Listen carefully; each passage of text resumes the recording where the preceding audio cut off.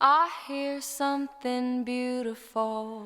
I hear something beautiful. To give it life, to help it grow. To give it life, to help it grow. I've been working with young children 32 years. I didn't choose childcare as a career, it chose me. My first son was in childcare and they didn't have room for my second child.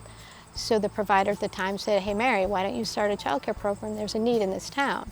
I thought I'd be in it 5 years for when my children both entered kindergarten and school. Well, 5 years came and went, and I decided, well, there's another child that I need to wait for that child to get into kindergarten before I close down the program, and there always seemed to be another child. Seeing a child learn and helping them grow is one of the most amazing things that you can ever witness. We had a little girl chasing a grasshopper the other day and through the grass. And when she got to the sand, she stopped and said, "Is it still a grasshopper?" We try to keep the faces clean, but the clothes are not. A successful day is when kids have had maybe a disagreement, but they have sat down, they've talked it out, and they've worked out a resolution, which to me may have made absolutely no sense whatsoever, but to them it worked. So every day I learn from my preschoolers about who they are, and where in the world could I ever gain so much knowledge as I do through these children. Ultimately, parents are a child's first teacher. However, when they come into an early childhood program, many of us take over that role. And it's a very, very, very important role to play, because with our words and actions, we can make or break a child. The hardest part of being an early educator for me is watching a child struggle with a developmental disability.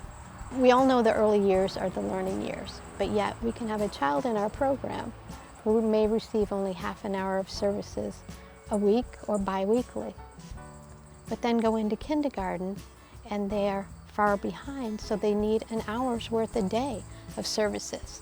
So in my ideal world, children get as much time as they need of services, OT, PT, speech and language, when they're in those preschool years, so that when they go into the kindergarten classroom, they're ahead of the game.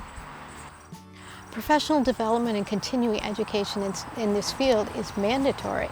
If you don't do professional development and training, you really aren't doing justice to the children. There are so many children now that have trauma-based issues. All these children with special needs. If we don't take trainings and become educated in helping them, we're not serving them to the best of our ability. If someone would like to enter the field of early childhood education, one thing I would say is come into this profession with an open mind and an open heart. Celebrate each family for who they are and each child for who they are. I would say join a Starting Points network and know who your resources are. Then when there's a crisis, you're prepared. And finally, each day is a new day. So if something didn't go well yesterday, tomorrow is a new day, and everything starts over on a new day. My name is Meri Saladino, and I care for some of Vermont and New Hampshire's most valuable assets.